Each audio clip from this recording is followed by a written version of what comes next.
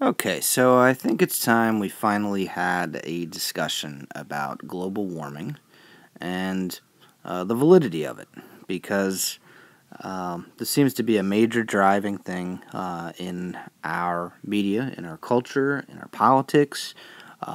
It's something that there seems to be a lot of misinformation about, and I hope to clear some of that up. Um, what we got right here, and this is part of a larger chart that I'm going to expand to in a minute, but I just want to start with what exactly the fears were.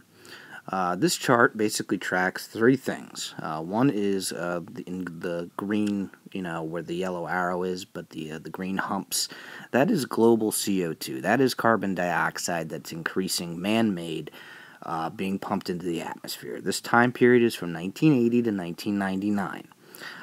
The other things that are shown on the chart are red and blue. Red is temperature anomalies on the planet, on the crust, and blue are sea surface temperatures. And what you can see in that period in the 80s and 90s was that there seemed to be a correlation between the increase in carbon dioxide, and the temperatures were slowly increasing and then started increasing faster towards the end part of the 90s. And that's where a lot of this global warming climate change debate came from. The problem is what happened next.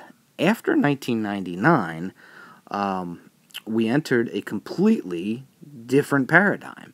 And that can be seen with the CO2 obviously still rising, man-made. That's increasing, and it's represented by the green humps and the yellow line. But if you follow the temperature anomalies in the red and the blue for sea and crust temperatures, they start trending downward. From the peaks of the late 90s, they start actually going down. They moderate, flatten out, and then start. You could tell it's a bumpy plateau, but overall the trend is downward, and that's a problem, because if you're telling me that global warming is man-made and it's connected to CO2 emissions, CO2 emissions have increased, and yet the temperatures have not increased, and that correlation is getting. There's a bigger disparity here. The last image shows how far away the temperature increase from the global CO2 emissions, and the arrows are pretty small. But when you get into the second paradigm, since 1999, you see that the gaps between the temperatures and those CO2 anomalies are getting bigger. So there is no correlation, and this is a fact that there isn't. And I mean, two things here have to be stated that this proves. One, that there is no correlation between global CO2 emissions and temperatures. That's proven with this chart. A couple years may have been an anomaly, but we're comparing, a decade, 2 decades, and comparing it to a decade and a half. And we can see what happened then and what happened in this second period. And it's totally different. The CO2 emissions have increased. The temperatures have not increased in kind. If anything, the temperature of the planet generally has been dropping, particularly sea surface temperatures. Yes, there are still some warm spikes, but overall, the correlation is not there. So if the temperature of the planet's dropping, and there is no correlation between temperature and CO2 emissions, then that would mean that global warming, man-made global warming, does not exist. And this chart shows that, plain as day. This is the end of the debate, period. Obviously, there are natural cycles, something going on here in 20 to 30-year periods. It's probably related to the oceans. One of the multiple indexes out there, the EPO, Eastern Pacific Oscillation, and perhaps the AMO, which has to do with the Atlantic. Those run in 30, 40-year cycles, and they have a lot to do with temperature. There's only two things that are strong enough to, are powerful enough to control the temperature on this planet to make massive changes to it. One is the sun, and the second are the oceans.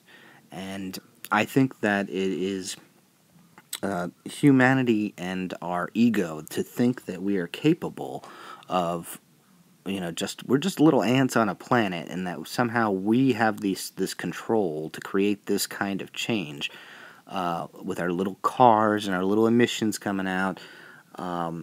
It's crap. It really is crap, and we're not capable of making those type of changes on a planetary scale. There's just not enough of us. It's just that simple. And there are way too many people on the planet, but these forces are much stronger than human beings. And again, I think it's ego. It's partially ego that we think that we're capable of doing that. I do admit in the 90s, following that trend, absolutely reason for concern. But since that time, obviously the data has shifted, and ignorance of that fact is disturbing. It really is, and you got to start calling it for what it is.